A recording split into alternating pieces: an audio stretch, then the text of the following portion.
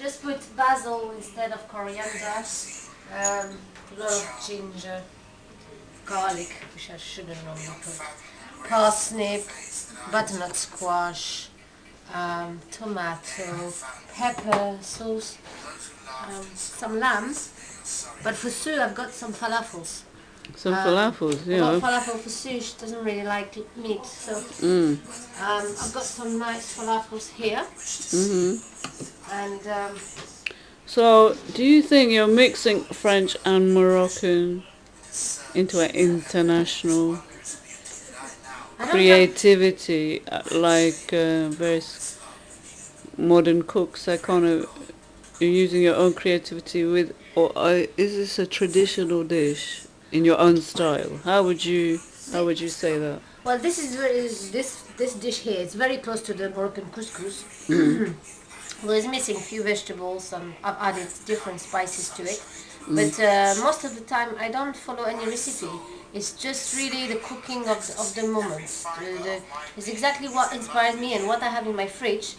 And but you're using traditional recipes from your mom, from growing up in France, with her childhood in Morocco. Yes, I so you are using the Indian spices, the French. So you got the Indian, Moroccan, French mix. Yes.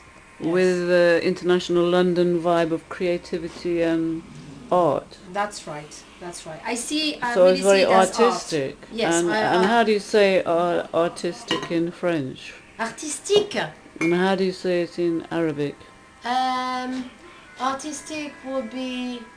I'll have the word. Just give me 2 minutes. I'll find.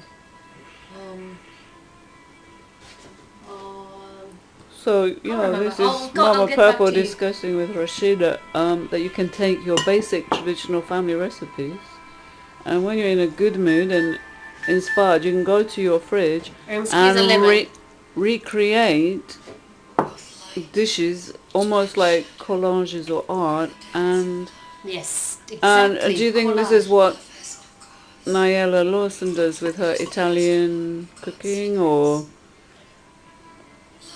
Ainsley Harriott does with his Caribbean cooking, or yeah, they probably do it in the same setting. The Australian guy does it in. But I like to use more organic. I like to use. There's an Indian lady I've seen on. So yeah, I mean you can. So your basic understanding of herbs mixing, would you say that coriander is the key to Moroccan cooking? Definitely. Coriander is in many Moroccan dishes, and it's everywhere. I mean, in Britain, people haven't probably understood coriander, so they would only get that in a Moroccan or an Indian restaurant, wouldn't they? We use it a lot. Yeah. So in France, in France and French cooking, do you use coriander?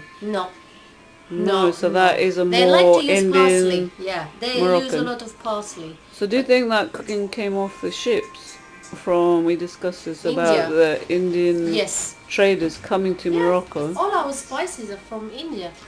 So these are the old trade routes. Yeah, because they used the coriander seeds, the coriander powder, and the old spice trading routes and the material trading. That's right. Yeah. So the silk trade and the spice trade went right up to Marrakesh. That's right, yeah. So in Marrakesh became a sort of mixed cultural. So then you would get Indian Moroccan, Indian Moroccans.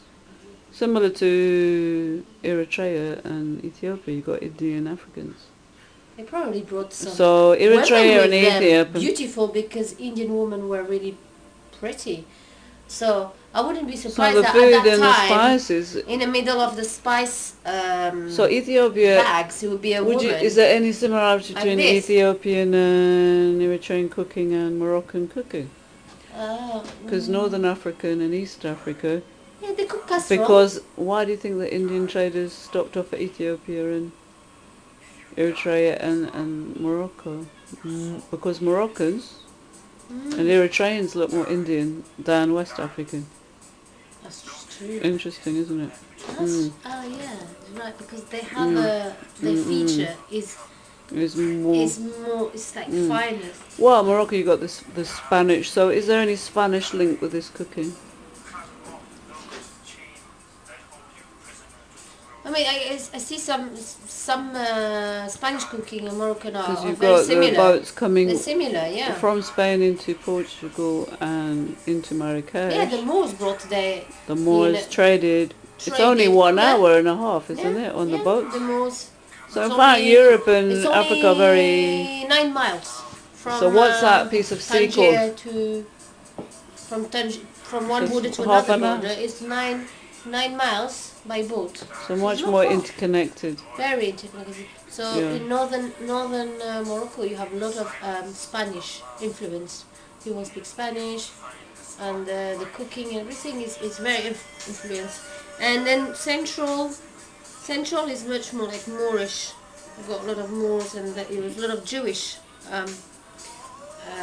cooking and Spanish and Arabic and Indian. All so for people then, people should treat cooking more like a kind of creative journey. Food. Yes, you will eat this food.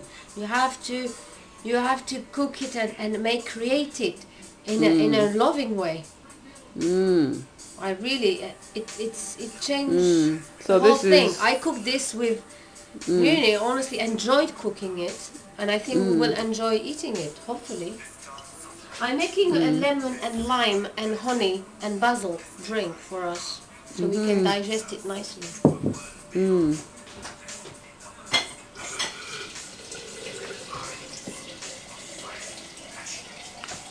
So this Mama Purple discussing international food with Roshida, international cook from Bordeaux.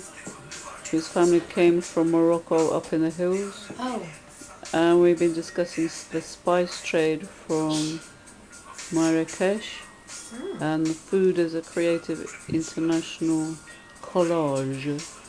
Yes, next time we'll be doing some Moroccan bread. Some Moroccan bread. So this is number 1 of falafel couscous. Enjoy your cooking, enjoy your evening, and thank you to Rumi Music Remixed with love by the Budaba. Oh, one of mixture, I think, and that's Asian food mostly there, isn't it? Thirst drove me to your water, and I drank the moon reflection. And okay, quick tip for couscous.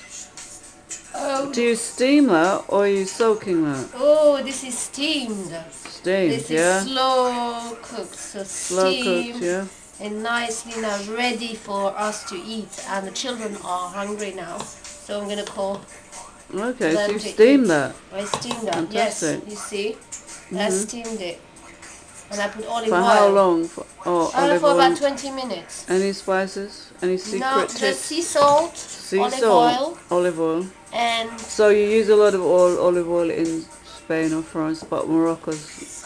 So there's quite a few olive fields in Morocco? Oh yes, plenty. Yeah, we in Morocco people love using the olive oil. Okay. They have it for breakfast with bread. They cook with olive oil. Wow, yeah, okay. They just avoid using olive oil for sweet and sour dishes because it gives a strong taste. So 20 minutes, how much? So you just cover it. Oh, you. Now would you be? So you wouldn't use butter on that? Now you can use butter when you finish. Now I can put a bit of water and olive oil is steamed up through. Are you cooking anything? Is it on top of the? On top of that is the dish. The dish. So the taste of the dish goes into the couscous. Yeah, it's almost like a UFO. So you cooked Moroccan UFO. So you cooked the dish. Okay, so you cooked the food in that dish. Yeah, here will steamed be it on top. Here will be the sauce and the meat. And you cooked it there. And that will be the falafel. Here we go. You steam it in here. Okay. Très bien. Très bien. Okay, now it's beautiful. Yalla. Salam alaikum. Thank you very much. Peace on earth, food and creativity.